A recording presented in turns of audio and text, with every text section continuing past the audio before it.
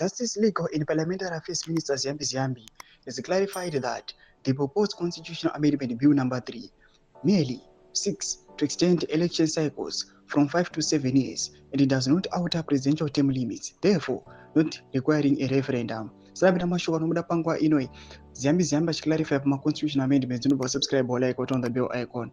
Tibina Muna Zemo Mudanyi speaking at a media briefing yesterday, Minister Ziyambi aimed to clear up what he calls a major misunderstanding about the bill. His message was simple: this law is about when you vote, not about who can run.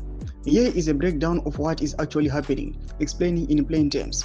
To understand this debate, you need to know the difference between two things. Number one, term limits. This is about how many times a person can be elected. Currently, the Constitution says a person can only be president for 2 terms. If they serve 3 or more years, that counts as a full term. Election cycles. This is about how long a single term lasts. Currently, 1 term in office is 5 years. They claim critics worried that the new bill was changing the first rule, term limits, not to allow the president to run again after his second term. The clarification: Minister Ziyambi said that is false.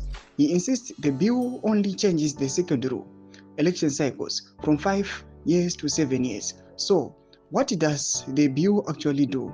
According to Minister Ziyambi, the bill amends Section 95 of the Constitution. It takes the current 5-year term and stretches it to 7 years. In course, the bill elongates the electoral cycle from 5 to 7 years. He explained that is all it's doing.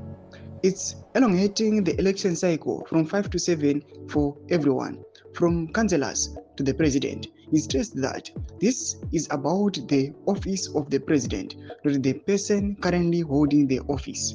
Why no referendum? In Zimbabwe, some changes to constitution require a referendum, a public vote, to pass. So why is the government trying to do this just through parliament? Minister Ziyambi pointed to Section 328 of the Constitution. This section outlines which parts of the Constitution need a referendum to change. He argues that Section 91, subsection 2, the specific clause that qualifies someone after 2 terms is not being touched. The section remains exactly as it is written. Since the government insists it is not changing the term limits rule, only the length of the term, they argue that a referendum is not legally required. What this means for you? For voters, if this bill passes, you go to the polls less often. Instead of elections every 5 years, you wait 7 years to vote for president, MPs and councillors. This means the next election might be further away than previously thought. For term limits, according to the government, the 2-term limit remains the law. Once the president has served 2 terms, now defined as 2 7-year periods. If the bill passes, they are constitutionally barred from running again. For the Constitution, this is a change to the rules of the game.